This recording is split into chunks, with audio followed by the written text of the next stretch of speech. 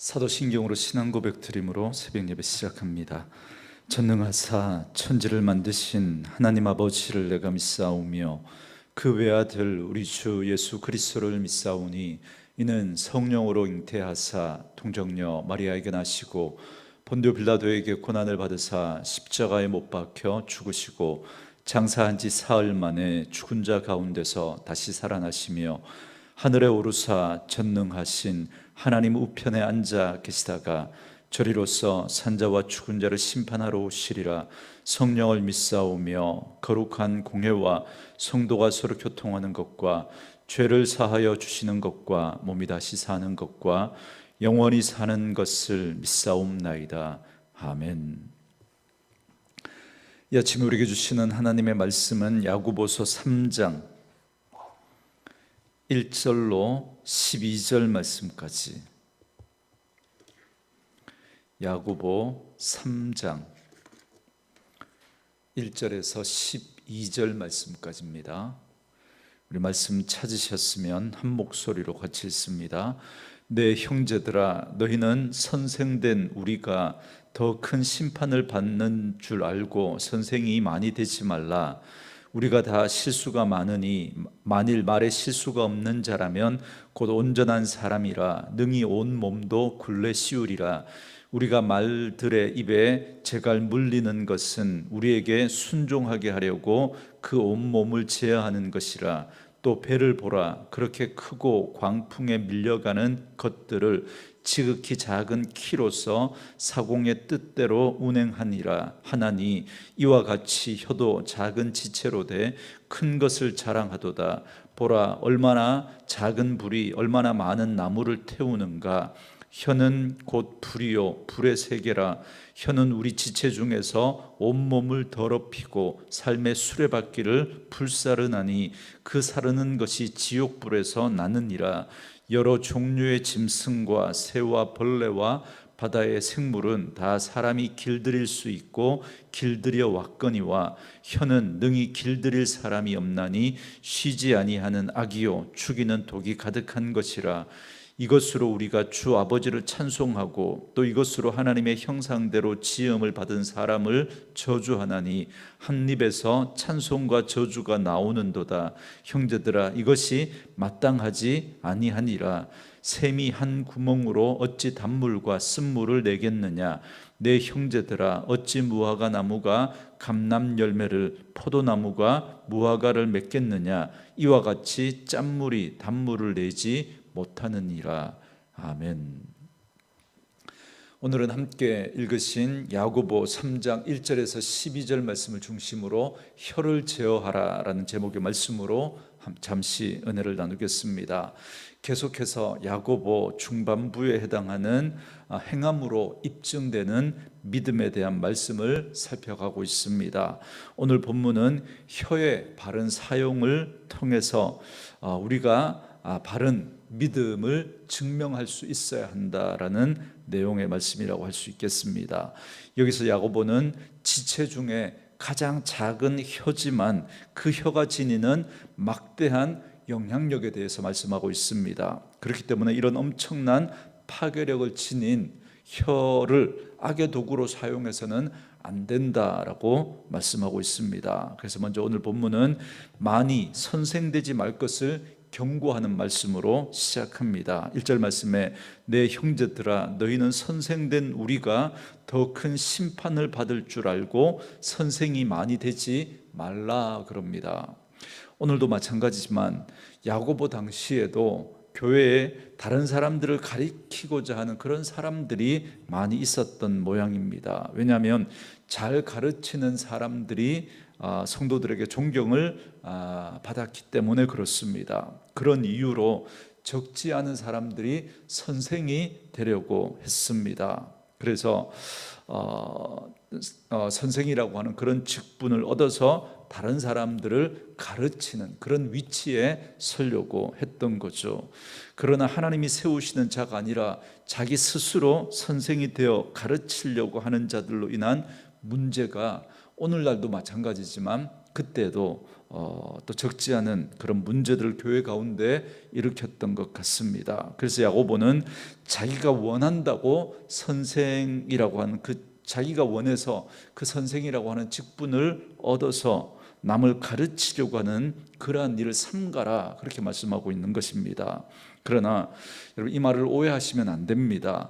이 말의 포인트는 선생이 되지 말라는 데 있는 게 아닙니다. 이 말은 우리가 남을 가르치기 전에 우리가 먼저 배워야 하는 사람이다라는 걸 말씀해 주고 있습니다. 그런데 자기는 배우기를 원치 않으면서 스스로 선생이 되고자 하는 자에 대한 경고의 말씀입니다. 그러한 자가 어찌 주의 복음을 분별해서 가르칠 수 있겠습니까?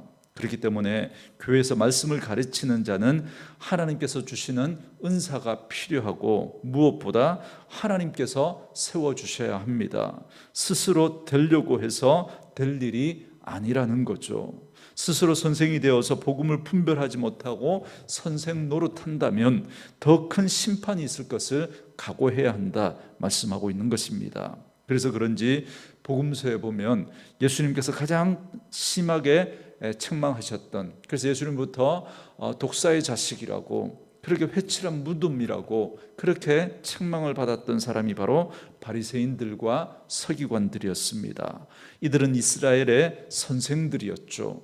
그런데 이들은 남을 가르치려고 들면서도 정작 자기들은 배우려고 하지 않았던 겁니다. 그래서 말은 그럴듯하게 하지만 정작 본인은 그렇게 행하지도 않았던 거죠. 그러니 예수님으로부터 책망을 받을 수밖에 없었습니다. 그들은 그야말로 행함이 없는 믿음, 죽은 믿음을 가진 자들이었다고 할 수 있습니다. 이런 자들에게는 더 큰 심판이 기다리고 있습니다. 그래서 오늘 본문 2절에 이렇게 말씀합니다. 우리가 다 실수가 많으니 만일 말에 실수가 없는 자라면 곧 온전한 사람이라 능히 온몸도 굴레 씌우리라 그럽니다. 인간은 누구나 다 실수를 합니다. 그런데 그 실수 가운데 가장 많은 실수가 바로 말 실수라고 할 수 있습니다. 그래서 오죽하면 침묵이 금이라고 그렇게 말하겠습니까? 그래서 오늘 본문은 말에 실수가 없는 사람은 온전한 사람이라고 말씀을 하고 있습니다. 그만큼 우리가 말 실수하지 않는 게 거의 불가능하다는 거죠. 그리고 이어서 말의 위력을 세 가지 비유로 말씀해 주고 있는데, 먼저 재갈에 비유합니다. 3절에 우리가 말들의 입에 재갈을 물리는 것은 우리에게 순종하게 하려고 그 온몸을 제어하는 것이라 그럽니다. 말이 아무리 힘이 세도 입에 재갈을 물려 놓으면 그대로 따라오기 마련입니다. 이처럼 내 입에 재갈을 물려서라도 우리가 말만 똑바로 할 수 있다면 우리의 삶을 바르게 이끌어갈 수 있다라고 말씀하고 있습니다. 우리가 하는 말이 곧 그 사람입니다. 말이 그 사람의 인품이고 그 사람의 품격을 드러내게 되는 것입니다. 그리고 두 번째로 4절에서 말은 배의 키와 같다 그렇게 말씀합니다. 아무리 큰 배라도 작은 키가 그 배의 방향을 결정하고 움직입니다. 그러니까 말하는 대로 그 삶이 움직이는 거예요. 말하는 대로 그 인격이 가고 말하는 대로 그의 인생이 가게 되는 것입니다. 그래서 우리가 좋은 말, 그리고 우리가 덕이 되는 말을 해야 하는 이유가 바로 여기에 있습니다. 세 번째로 말을 또 이렇게 불에 비유합니다. 5절 말씀에 보니까 이와 같이 혀도 작은 지체로 돼 큰 것을 자랑하도다. 보라, 얼마나 작은 불이 얼마나 많은 나무를 태우는가 그럽니다. 우리는 불의 위력을 잘 알고 있습니다. 작은 불씨가 온 집안을 태우고 몇십 년 갖고 온 그 산의 살림을 잿더미로 만들어버리지 않습니까? 우리의 혀도 이와 같다는 겁니다. 작지만 엄청나게 큰 위력을 가지고 있습니다.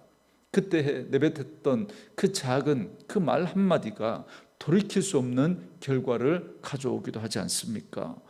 그리고 계속해서 6절에 보면 혀는 곧 불이요 불의 세계라. 혀는 우리 지체 중에서 온몸을 더럽히고 삶의 수레바퀴를 불사르나니 그 사르는 것이 지옥불에서 나느니라 그럽니다. 혀는 곧 불이라 불의 세계다 그럽니다. 그만큼 혀는 무섭고 그리고 불의하다는 겁니다. 그 혀로 인해서 우리의 온몸이 더럽혀지기도 하고 심지어 삶의 수레바퀴를 불사른다 그럽니다. 여기 삶의 수레바퀴가 무슨 말이냐면 족보를 말합니다. 그러니까 족보 하나를 망가뜨린다는 겁니다. 그러니까 혀는 내 인생을 망칠 뿐만 아니라 같은 족보를 가지고 있는 집안 전체를 망하게 할 수도 있다. 그런 일이 말 때문에 벌어질 수 있음을 이야기하고 있습니다. 그래서 오죽하면 그 혀는 지옥불에서 난다고 그렇게 말하겠습니까? 그 악한 말 한마디가 그 지옥불을 일으키는 것, 그만큼 파괴적이다라는 걸 말씀하고 있습니다. 그런데 문제는 7절과 8절 말씀처럼 우리의 혀를 길들일 방법이 없다는 겁니다. 우리가 온갖 들짐승들은 물론이고 맹수까지도 우리가 조련을 할 수 있지만, 그러나 혀는 좀처럼 길들여지지 않습니다. 아무리 좋은 말만 하기로 다짐하고 말 조심하기로 결단한다고 해도 여러분 그게 얼마 가지 못하는 거예요. 제가 이 이야기를 할 때마다 늘 떠오르는 이렇게 모습이 하나 있는데, 제가 모교회에서 섬기던 분 가운데 정말 이렇게 말을 많이 하시는 분이 있습니다. 말을 잘하고 그 말이 영향력도 있고, 그래서 늘 교회 안에 말을 많이 만들어내는 이 권사님인데, 이분이 하루는 교회 사는 부흥회 때 은혜를 받은 거예요. 그래서 이분이 막 부흥회를 이제 마치고 말씀을 마치고 기도하는데 막 자기 입을 치면서 기도. 아마 본인도 아는 거죠. 말 실수가 많다는 걸. 그래서 입을 치면서 기도를 하는데 이게 입이 다 터져가지고 정말 말 그대로 당나발이 된 거예요. 그래서 많은 분들이 참 그 은혜 받았다고 그렇게 해서 그 이후에 정말 말 조심을 하더라고요. 그런데 얼마 못 가지 않아서 다시 또 그렇게 말 때문에 교회 안에 분란을 일으키고 상처를 주는 그런 모습들을 보면서 이게 정말 쉽지 않다라는 사실을 우리는 다시 한번 깨닫게 됩니다. 그래서 하나님의 자녀라는 우리 믿음의 사람들조차도 바른 언어 생활을 하지 못하고 못하는 그런 현실들을 우리가 보게 됩니다. 그래서 오늘 본문은 이렇게 말씀합니다.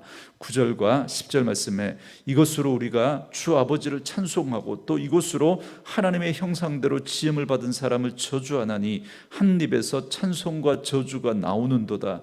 내 형제들아 이것이 마땅하지 아니하니라 그럽니다. 흔히 한 입으로 두 말하지 말아야 한다 그렇게 말하지 않습니까? 그러니까 하나님을 찬송하는 거룩한 말을 했으면 그 입으로 우리가 사람에 대해서 좋은 말, 칭찬하고 세워주고 위로하고 덕이 되고 격려하는 그런 말을 해야지 어떻게 저주하는 말을 할 수 있냐는 겁니다. 아마 이 야고보서를 쓸 그 당시 초대 교회에서도 이런 일들이 많았던 것 같습니다. 찬송을 실컷 하고 나서 돌아서서 다른 사람을 험담하는 비방을 합니다. 그러면 그 입은 도대체 무슨 입술이냐는 거예요. 과연 성령께서 쓰시는 입술이 맞냐는 겁니다. 이런 일은 마땅하지 않다 그렇게 말씀합니다. 한 입을 가지고 두 말해서는 안 되는 것처럼 하나님을 찬송하는 입이라면 그 입술을 가지고 우리가 사람들에 대해서도 축복하고 칭찬하고 격려하는 그런 말을 해야 한다는 겁니다. 이것이 마땅하다는 거죠. 그래서 사람에 대해서 나쁜 말을 하고 험담하고 비방하는 말을 하는 건 우리 믿음의 사람들에게 어울리지 않는 일이다라고 말씀하고 있습니다. 이게 야고보 사도가 우리에게 오늘 말씀을 통해서 우리에게 전해주려고 하는 핵심 메시지인 거죠. 그러므로 오늘 본문에 의하면 행함이 있는 믿음이라면 무엇이겠습니까? 지금 이 행함이 있는 믿음에 대한 이야기를 하면서 오늘 이 말에 대한 이야기를 하고 있거든요. 무엇보다 사람을 향해서 선한 말, 의로운 말, 칭찬과 격려의 말, 덕이 되는 말, 그러한 말 하는 사람이 참으로 행함이 있는 믿음을 가진 사람이라는 겁니다. 그래서 어떻게 믿음이 있노라고 하면서 하나님을 찬양하는 그 입술을 가지고 악한 말을 할 수 있느냐라고 하는 것입니다. 그래서 11절과 12절에서는 여기에 대해서 두 가지 예를 들어서 다시 한번 강조하고 있습니다. 한 샘에서 어떻게 두 가지 다른 맛을 내는 물이 나올 수 있으며 어떻게 한 나무에서 다른 열매를 맺을 수가 있겠느냐라는 겁니다. 그러므로 참된 믿음의 사람이라면 절대로 사람을 향해서 악한 말을 하지 말아야 합니다. 그래서 예수님께서도 너희를 저주하는 자를 위하여 축복하며 너희를 모욕하는 자를 위하여 기도하라라고 말씀하셨습니다. 그리고 로마서 12장 14절에서는 너희를 박해하는 자를 축복하라, 축복하고 저주하지 말라 그럽니다. 그렇다면 어떻게 하면 우리 이 말을 바꿀 수 있겠습니까? 어떻게 길들이기 불가능한 이 혀를 어떻게 길들일 수 있겠습니까? 여러분, 오늘 본문 9절 말씀을 다시 한번 보시기 바랍니다. 우리가 사람에게 말을 할 때뿐만 아니라 우리가 다른 사람들을 대할 때 우리가 꼭 명심해야 할 아주 중요한 사실을 우리에게 알려주고 있습니다. 그것은 바로 사람은 하나님의 형상으로 지음받은 존재다라고 하는 이 사실입니다. 여러분, 믿음이 있다라고 하는 건 이 사실을 알고 인정하는 겁니다. 그래서 믿음이 있는 사람은 사람을 함부로 대하지 않습니다. 왜냐하면 내 안에 거룩한 하나님의 형상이 있는 것처럼 그 사람에게도 동일하게 하나님의 형상이 있기 때문에 그런 겁니다. 그렇기 때문에 참으로 믿음이 있는 사람은 하나님이 나를 선대하신 것처럼 우리도 다른 사람을 선대하고 존중할 수 있어야 하는 겁니다. 성숙한 믿음의 사람일수록 다른 사람들을 귀하게 여기고 다른 사람을 인정하는 것입니다. 그래서 야고보는 우리가 만약 혀를 제어하지 못하고 사람에 대해서 악한 말을 한다면 우리의 믿음도 우리의 경건도 헛것이라고 이미 야고보서 1장 26절에서 말한 바 있습니다. 그리고 그것은 지옥불과 같다고 말씀합니다.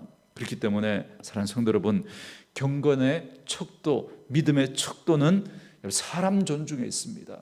결국 말도 우리가 사람을 존중하지 않기 때문에 우리가 함부로 그런 말을 하게 되는 겁니다. 이 사실을 우리가 꼭 기억하고 우리는 사람을 존중하는 그 마음을 꼭 가지셔야 됩니다. 아무리 예배를 잘 드리고 헌금을 잘 드리고 말씀을 열심히 읽고 기도 많이 해도 사람을 존중하지 않으면 아무 소용이 없습니다. 우리 믿음이 다른 사람을 어떻게 대하는가를 통해서 다른 사람에게 어떻게 말을 하는가에 대해서 우리의 믿음이 그렇게 증명되어지는 것입니다.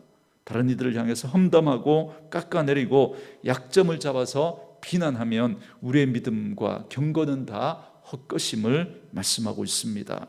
그러므로 말씀으로 이 하루를 시작하는 저와 여러분은 온전한 믿음의 사람으로 세워지기를 원합니다. 그러기 위해서 우리는 무엇보다 하나님의 형상을 지닌 우리가 다른 사람에 대해서도 정말 하나님이 귀하게 존귀하게 여기신다는 사실을 기억하고 그 사람들을 존중하고 그 사람에 대해서 함부로 말하지 않을 수 있는 그런 저희들이 되어야 합니다. 그래서 우리의 입술이 새로워지고 우리의 말이 달라져야 합니다.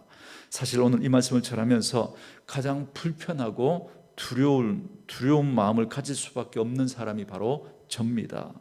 왜냐하면 원치 않게 말을 많이 하면서 살아갈 수밖에 없는 사람이기 때문에 그렇습니다. 그래서 말을 하고 난 뒤에 늘 불편함이 있습니다. 스스로 책임지지도 못할 그런 말을 하고 난 뒤에는 더더욱 그렇습니다.